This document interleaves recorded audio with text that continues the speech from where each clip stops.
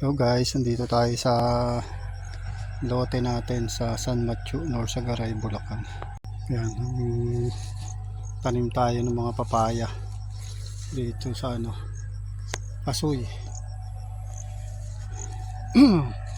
Naliwan dito sa Bulacan. Yan, may tanim tayong ube. May tanim din tayong mga kamote. Yan, okra. Nag-try din tayo ng paminta yung mabubuhay. Then yan, may tanim din ako ng mga sitaw. Yung native na sitaw lang, sinubukan ko muna. Ngayon guys, may tanim din tayo na pinya, tapos kalabasa, tapos alugbati. Yan, mga kamote.